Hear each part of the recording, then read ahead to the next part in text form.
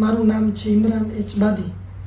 વ્યવસાય શિક્ષક છું ગવર્મેન્ટ, ગામ તીથવા, તાલુકો વાંકા અને જિલ્લો મોરબી। મારી દીકરી લીજા જે 6 વર્ષની છે, એને શરૂઆતમાં તાવ આવ્યો એટલે અમે રાજકોટ હોસ્પિટલમાં ગયા। ત્યાં અલગ અલગ રિપોર્ટ કરાવ્યા તો રિપોર્ટમાં એવું આવ્યું કે એમને બ્રુસેલા તાવ છે, જેને આપણે ગુજરાતીમાં દૂધિયો તાવ કહીએ। પછી 1.5 મહિનાનો કોર્સ કરવાનો હોય તો અમે ઘરે આવ્યા તો 8 દિવસ પછી એને વધારે તાવ આવ્યો અને શરીર આખું લાલ ચોળ થઈ ગયું।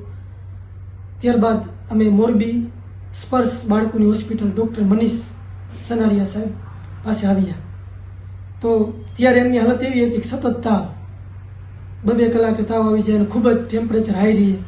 તો અમે ચિંતામાં મુકાઈ ગયા કે હવે આ બ્રુસેલા તાવ છે અને બીજા બધા રિપોર્ટની અંદર પણ બધું સખત તાવ આવે।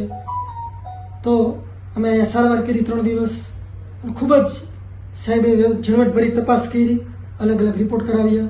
3 દિવસની અંદર અમને બહુ સારું પોઝિટિવ રિઝલ્ટ મળ્યું। CRP જે હાઈ હતો 137 તે પણ નોર્મલ થઈ ગયો। અને ખાસ મારે કહેવાનું એ છે કે અત્યારે બ્રુસેલા તાવ આપણા દરેક ભેંસ, ગાય, બકરીની અંદર એના જીવાણુ જોવા મળે છે, તો એનાથી બચવા માટે આપણે ખાસ કરીને રિપોર્ટ કરાવવો જોઈએ પશુઓના અને એના દૂધથી બચવું જોઈએ જો એમાં પોઝિટિવ રિપોર્ટ આવે બ્રુસેલામાં, જેથી કરીને આપણે બાળકને એ બીમારીથી બચાવી શકીએ।